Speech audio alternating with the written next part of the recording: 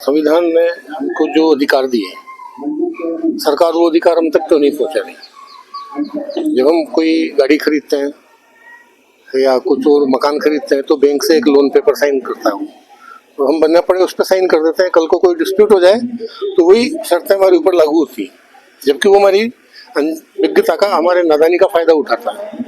तो जो सरकार के मंत्री हैं, प्रधानमंत्री है, मुख्यमंत्री है, वो संविधान की शपथ लेकर के सरकार बनाते हैं, तो संविधान का पालन क्यों नहीं करते, संविधान उन पर लागू क्यों नहीं होता। तो हम ये कह रहे हैं कि संविधान के तहत सरकार की भी कोई जिम्मेदारी है। हम टाइम पे टैक्स नहीं दें, हम बिना हेलमेट के निकल जाएं, बिना बेल्ट लगाए निकल जाएं, तो सरकार हमारे ऊपर जुर्माना कर देती है। लेकिन सरकार अपनी जिम्मेदारी पूरी नहीं करती तो उसकी भी तो कुछ पेनल्टी होना चाहिए। इसलिए हमारा मुख्य मुद्दा है कि सरकार या तो अपनी जिम्मेदारी पूरी करे या फिर गैर जिम्मेदारी का हर्जाना दे।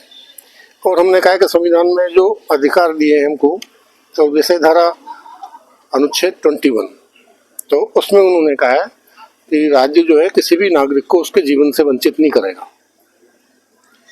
और जीवन के लिए हमारे जरूरी दाना पानी हवा दवा, ये हमने जीवन रेखा डिफाइन की नहीं। तो दाना पानी हवा दवा ये हमारी जीवन रेखा है। इन चीजों की व्यवस्था करना सरकार की जिम्मेदारी है। अब पूरे संसाधनों पर सरकार का कब्जा है, पूंजीपतियों का कब्जा, यानी कि सिस्टम का कब्जा है।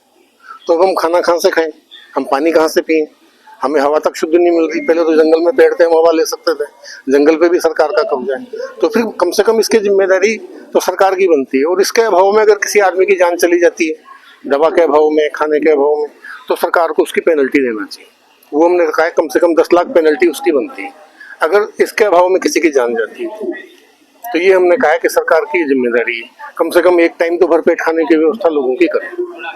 या लोगों को मुफ्त राशन वितरण क्या कर रहे हैं उससे मतलब नहीं, क्या हो रहा है उससे मतलब है। हम सब जो है इनपुट ओरिएंटेड है। वो गीता में जो कहा है कि कर्म किए जा फल की इच्छा मत करो, उनका पता नहीं क्या मतलब होगा, पर हमने जीवन में उसको ऐसा अप्लाई किया, बस कहते हैं हमने क्या किया क्या किया, रिजल्ट क्या आया। अगर 80 करोड़ आदमी मुफ्त खाना, मुफ्त अनाज लेने के लिए मजबूर है, और क्या दिया उन्होंने, 5 किलो अनाज 100 रुपए का, सिर्फ 100 रुपया उसको देकर के ऐसा एहसान जताते हैं जैसे हमने तुमको खरीद लिया।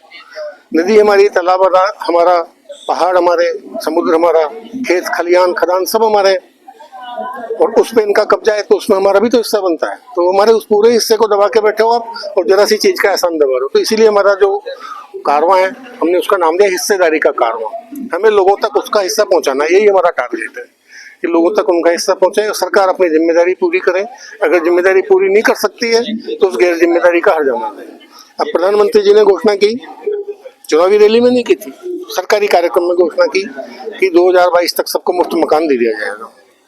जब तो सरकारी घोषणा हुई ना, प्रधानमंत्री ने की है, तो सरकारी कार्यक्रम में की है। तो अगर किसी के पास आज की तारीख में 2 साल बाद मकान नहीं है, तो झुग्गी में रह रहा है, कोई कच्ची बस्ती में रह रहा है, तो किसकी जिम्मेदारी, कौन डिफॉल्टर है, सरकार जिम्मेदार। लेकिन सरकार उसकी बस्ती तोड़ देती है, उसका मकान तोड़ देती है। कैसे तोड़ देती है, जब डिफॉल्टर अगर सरकार है तो सरकार पहले उसको मकान दे, फिर उसको दूसरे मकान से बेदखल करे। इन्होंने कहा किसानों की आय 2022 तक दोगुनी कर देंगे। अब किसानों की आय दोगुनी नहीं हुई, एमएसपी भी नहीं मिल रहा है, तो कौन डिफॉल्टर है। तो सरकार पूरी नहीं, सरकार की जिम्मेदारी है। संविधान में जो लिखा हुआ है कि 14 साल तक के बच्चे को निःशुल्क शिक्षा दी जाएगी और अनिवार्य शिक्षा दी जाएगी, निःशुल्क ही नहीं है, अनिवार्य। इस 14 साल की उम्र सीमा को बढ़ा के 18 साल कर दिया। अब अगर 12 साल का बच्चा सड़क पे भीख मांग रहा है तो किसकी गलती है, वो भीख क्यों मांग रहा है। अनिवार्य की बात थी ना वहां पे, तो अनिवार्य क्यों नहीं दी शिक्षा। तो अगर आप शिक्षा नहीं दे पाए हो 18 साल तक के बच्चों को, तो ये सरकार की जिम्मेदारी, इसका कौन जवाब देगा। उसका कैरियर खराब हुआ, उसका कौन जवाब देगा। संविधान में लिखा हुआ है कि आजीविका की व्यवस्था सरकार करेगी।